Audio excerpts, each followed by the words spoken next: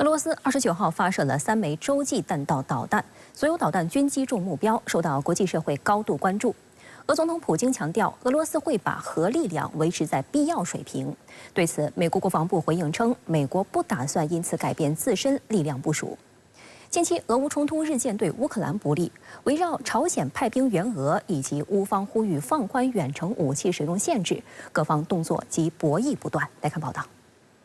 据俄方公布，俄军在29号的战略威慑力量演习中发射了3枚洲际导弹，其中1枚是从俄西北部的普列谢茨克发射场向俄东部勘察加半岛的库拉靶场发射的亚尔斯洲际弹道导弹，另外2枚则是新莫斯科斯克战略核潜艇从巴伦支海水域、奥列格大公号核潜艇从鄂霍次克海水域分别发射的1枚青斑和布拉瓦洲际弹道导弹。这次发射发生在美国大选正式投票之前1周，受到美西方舆论高度关注。公开资料显示，亚尔斯洲际导弹可以携带最多10枚核弹头，射程1.1万多公里，既能通过常规发射井发射，也能通过移动发射车发射。9月下旬，萨尔马特洲际导弹试射失败后，俄军于10月18号重新检查了亚尔斯导弹的战略值班状态。 俄罗斯青斑和布拉瓦潜射洲际导弹射程则大约在8000到1万公里。青斑可携带4枚分导式核弹头，布拉瓦可携带10枚分导式核弹头，均属于俄军水下战略威慑的中坚力量。 俄总统普京29号在克里姆林宫通过视频连线的方式参加了此次发射演习。他表示，今年俄核力量现代化武器装备率已达到94%左右。根据国家军备计划，俄将系统地为战略导弹部队换装新型固定式和移动式导弹系统。俄罗斯拥有足够的资源继续提高战略威慑力量水平。普京强调，俄罗斯不会卷入新的军备竞赛，但将保持必要的 核力量。俄罗斯其实它一直有这个不断进行这个战略核试验的这样的一种计划啊。那其实我们说和现在的这种俄乌冲突的升级的情况有紧密的关系啊。我觉得不用过度的解读，但是在现在的这样的一种情况下，客观上它确实起到了进一步增强自己的这种威慑的能力，然后应对现在整个在这个俄乌战场上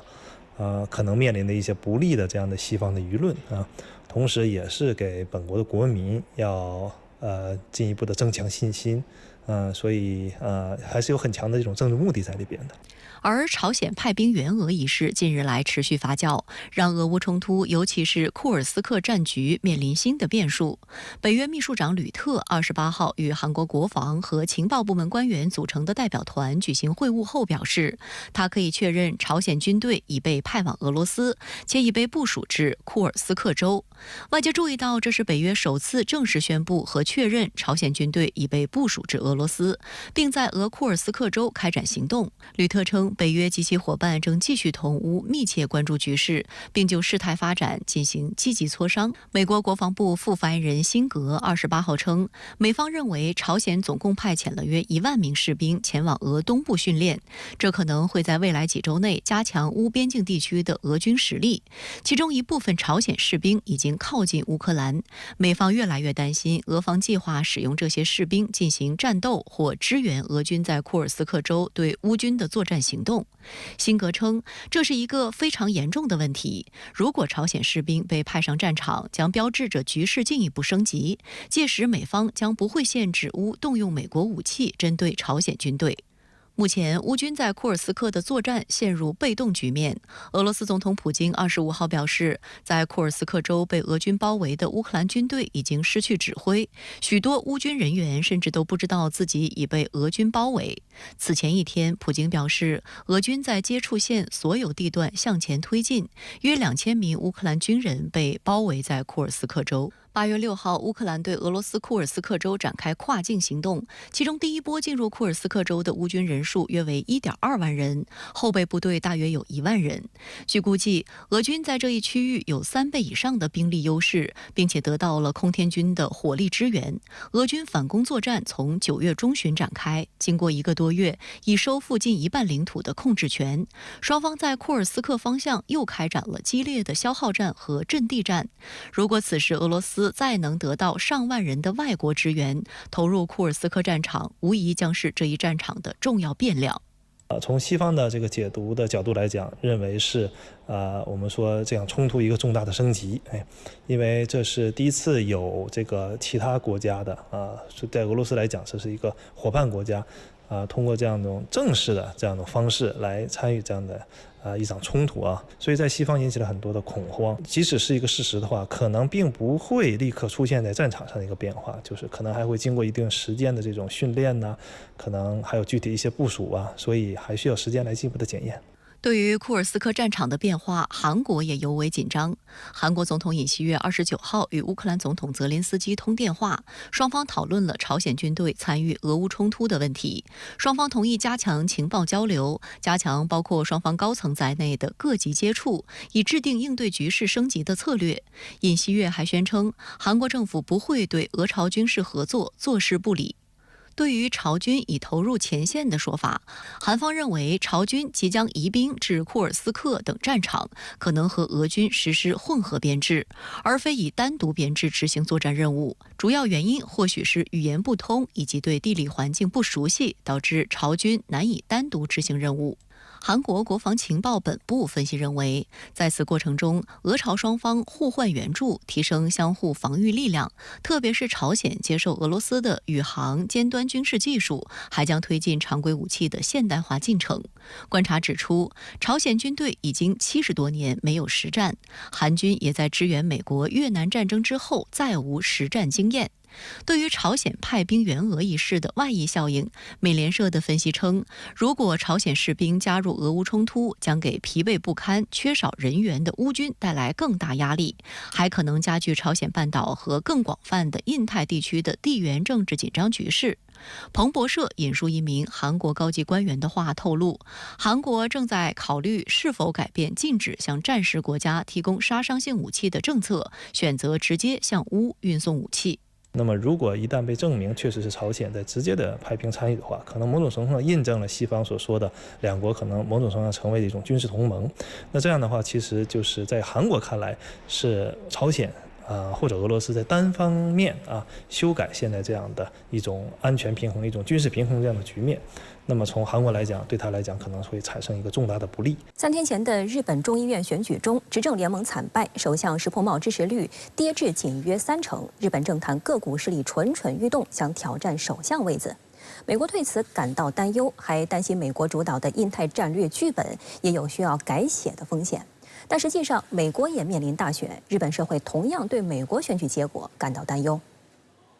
就在日本执政联盟没能在最近的一次众议院选举中获得过半席位，美国国务院发言人米勒回应称，牢固的美日同盟不会因两国的选举结果而改变。他还称，日本是坚定的盟国，又说要继续在地区及全球课题上推进与日本的合作。美日政坛都在接受选举所带来的不确定性的考验，有美国官员还对日本新政府是否还有能力推进美日安保而感到担忧。然而就在时局微妙之际，驻日美军近期事故频发，让这一敏感问题备受舆论考验。就在日本自民党在众议院选举中惨败的次日，一架驻日美军 FA-18战斗机在日本青森县三泽机场内因故障起火，跑道随即关闭，民航航班受到影响。而在选举投票的当天，参加美日联合军事演习的日本陆上自卫队一架鱼鹰运输机起飞失败，左翼碰撞地面，机体受损，所幸无人伤亡。但这一机型的全部17架飞机全部停飞。据日本媒体报道，出事的飞机当时正参加美日大规模联合军事演习，演练运送灾民。日本舆论认为，众议院选举后，美国政府也将迎来换届选举。日本政府在外交方面如何与美国新总统建立关系、强化多边合作以及应对中国等，将成为重要课题。尽管美国政府强调美日同盟不会改变，但美国舆论对此却不这么看。有观点指出，如果以自民党为中心的日本执政联盟失去稳定性，日本自卫队和美军加强协作等安全保障政策的推进或将滞后。彭博社还指出了一个很伤感情的问题，那就是钱。报道指出，即使日本首相石破茂能维持执政，为增加防卫费而实施增税等，也可能变得更加不易。换言之，日本提出5年军费翻一番的目标，还能否推进，已经成为一个未知数。观察指出，这次日本众议院选举结果打了美国政府一个措手不及，不仅白宫，连美国国务院、五角大楼和情报部门都没有充分的预案。有内幕消息称，他们目前都在紧急评估石破茂政府未来的走势以及对美日同盟的冲击。美国的印太战略已经将日本的军事改革以及推进与日韩的所谓三角同盟关系作为预设，但目前这些都面临不确定性。未来的变数非常大，无论是日本内部的压力，还是美国方面的变化，都有可能。尤其是我们现在不知道特朗普或者是那个 Harris 谁当选，但这个美日之间的关系可能会走向一个比较不同的方向。美国政府最重要的外交政策智囊美国外交关系协会亚太研究高级研究员史密斯对日本未来政坛局势感到悲观。他认为，日本执政联盟遭遇失败，日本可能重回首相旋转门时代，而这将无法形成足够力量来达成联盟或战略议程。根据日本共同社进行的全国紧急电话舆论调查显示，石破茂内阁支持率仅为32.1%，较10月上台之初的50.7%下滑了18.6个百分点，不支持率达到52.2%。但值得注意的是，在石破茂是否应该辞职的问题上，65.7%的受访者认为他不需要。分析指出，这显示石破茂本人目前面临的下台压力并不大。众议院选举结果是对此前自民党黑金事件频发以及右倾化的惩罚。所以呢，现在的话就是说，不管是谁来当选下一任日本的首相了，必须要顾及了民众的这个感受了啊！你不能再这样子，就是拼命增加军费，然后经济这个表现不够，然后人民继续受苦，大家就不投你了。很简单。日本东京大学教授木原初认为，在众议院选举中，自民、公民两党所获议席低于半数，这一情况在安倍晋三健在时难以想象。安倍的政治遗产已消失殆尽。安倍执政时期潜藏的诸多问题集中爆发，如未被写入政治资金收支报告的黑金问题等。如今日本处于少子老龄化带来的社会保障高负担时代，若不解决政治资金问题，就无法探讨国家财政负担，否则民众会不满。现在的状况，原安倍派应承担较大责任。